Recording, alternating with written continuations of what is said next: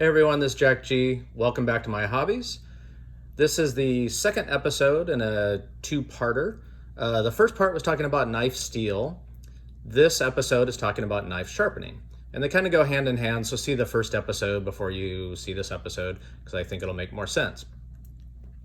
Where I talked about in the first episode a number of things like different types of steel, edge retention, toughness, corrosion resistance, and guess what? Ease of sharpening, which leads us to this episode.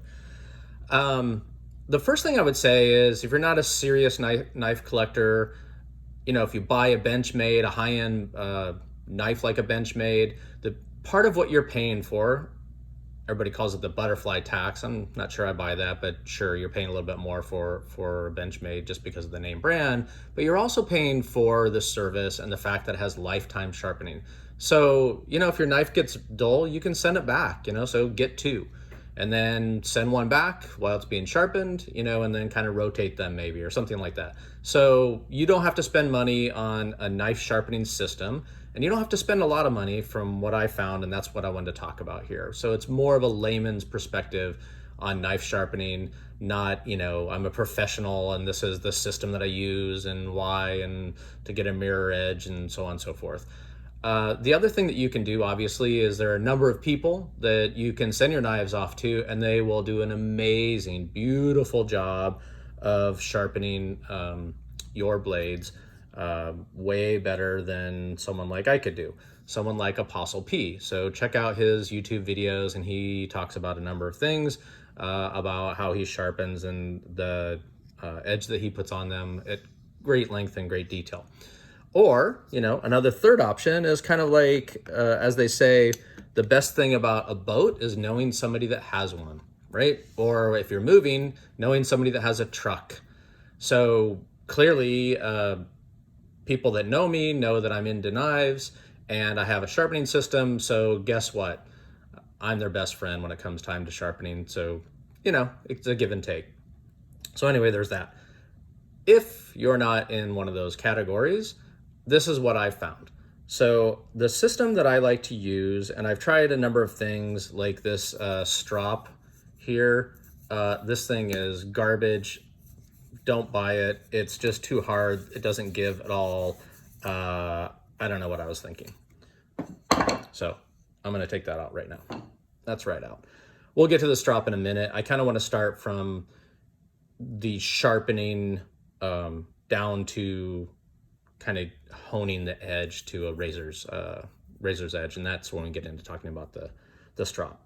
So I'm not going to go through and sharpen a knife here, believe it or not, but I am going to talk about what I found works really well for me in all situations that I've used for years, aside from stones and oils on stones, and we used to spit on them, but to get the right angle and the right edge is very difficult. And with these new modern steels, I think they're a little harder to sharpen, to be honest. Clearly because the type of steel, they're harder to sharpen.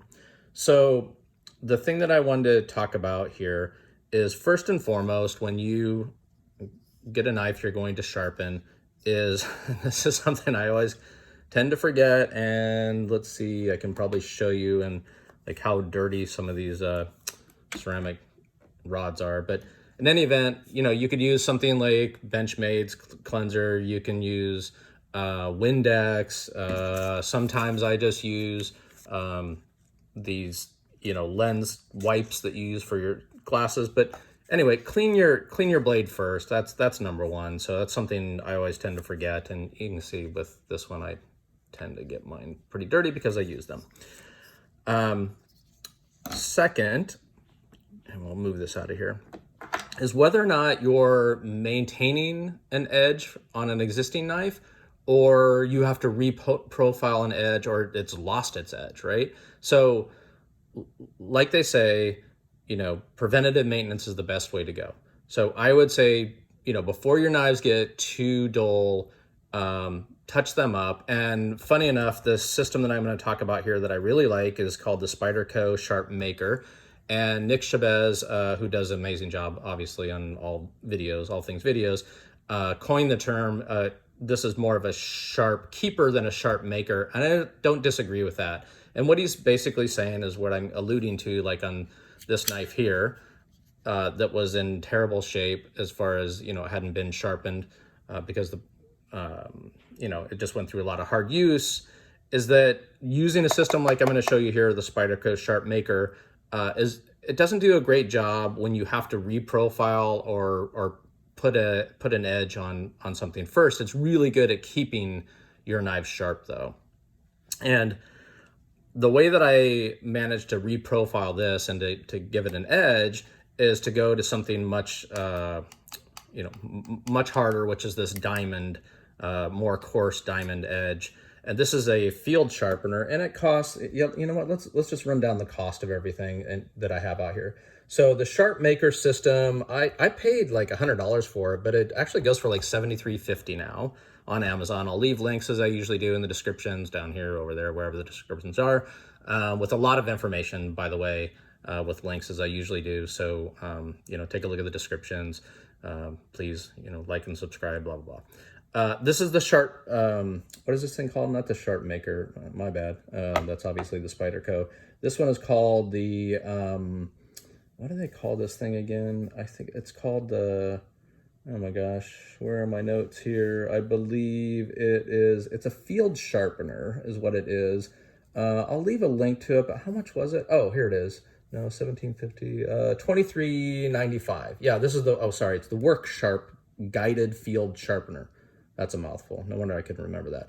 But anyway, the reason that I have this is I can take this out in the field. It's about half the cost, maybe even more, of half the cost of the Benchmade version of this, and it's just as good. So keep that in mind, even though clearly I'm a big Benchmade fan.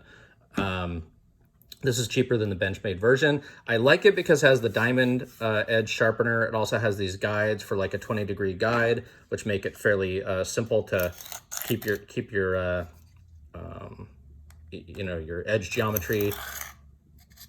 Oops, kind of lost that one. It's hard to do on camera.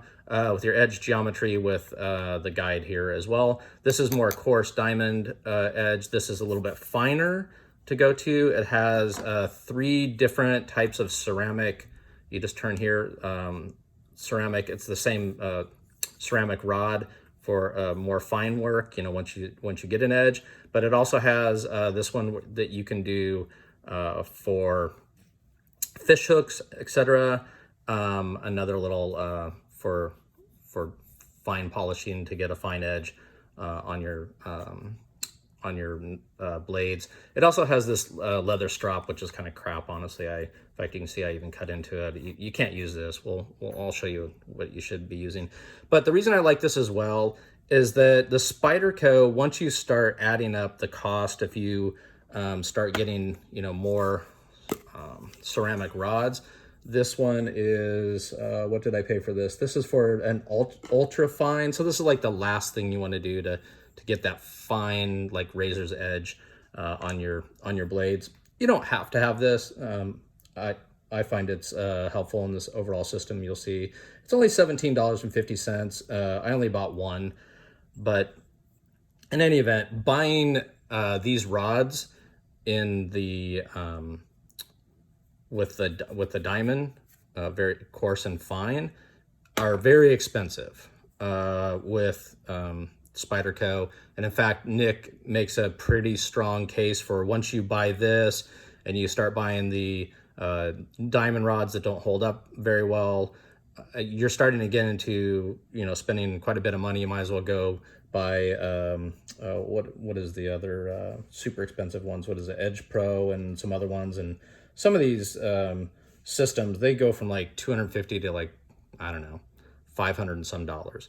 This all up, so this is what, $73 and change for the Sharpmaker. I paid extra for this, so that's another $17. That call it $87.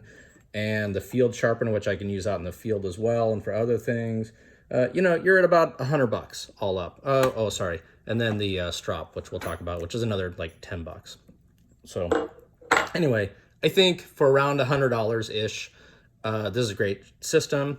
We'll set this aside, but I love this to reprofile and actually for harder steels to use the diamond edge to start with getting a nice edge, and then moving to the Spyderco system. So let's move these off of here and kind of show you what's in the box. As far as Spyderco, they send you a bunch of stuff. They send you this video. It teaches you how to use the system. All this is online, so you don't really need this. A little, oops, sorry, my bad, knocking the camera around. A little booklet, which is kind of interesting. All this stuff is online, but in any event, it's just a self-contained type of thing. Comes with rods. It comes with the brownstone edge rods, and it comes with the white for finer. But basically, you take these out of here if you haven't seen this before, and it has these brass protection here. It kind of tells you here 30 degree. If you put the rods in here, you're going to get this one's 30 degrees. This is the 40 degree edge. I totally misread this when I first got this, and I assumed I was getting a 40 degree edge, and I'm like, no, I want like a 30-ish, 20 to 30. But keep in mind when they say 40, if you look at this, it's 20 on each side, basically, so which I really like. But anyway, you set this down here, you put these rods in here, like so, and these are to guard your hand so you don't cut your hand, which is pretty cool. You start out with you can see all this online. You start out with the brown ones, and you start out like so. And the thing that I mostly wanted to talk about is they tell you to go straight down on both sides, even pull. Don't be careful of the tip. You don't want to take too much off of the tip. But the thing that I found was I couldn't get this to work very well for me, and then you kind of move to the flat side, right? 1, 2, 3, 4, 5. You go back and forth, and then you move to these, finer ceramic stones, and then eventually just to this for the finer edge, and then you move to the strop, which I'll talk about. What I found was I was not getting the edge that I expected, doing typical, trying to cut paper and see where you are. A couple tips that I found, and I'll leave a bunch of stuff in the description. If you take a Sharpie and you just do the edge here in black, and then when you sharpen, you can tell where you're missing because you're not going to take off that Sharpie color off there. So that helps a lot. The other thing that I found, I want to leave a link for this, is that on the Chris Reeves site, they talk about how they sharpen, and instead of just going straight down, they talk about kind of like a rolling motion, kind of like your typical shoulder would do. And I find somewhere between straight down and a little bit more of a rolling motion, I get a way better edge. So just a little tip there. The other thing that I found is this strop is amazing. So it's maybe like $12.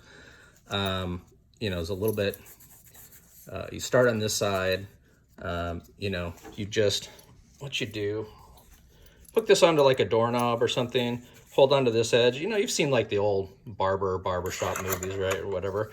And, you just kind of go away, reasonably, not too hard. But you see how it arcs and it bends a little bit, so you're not going to cut into it.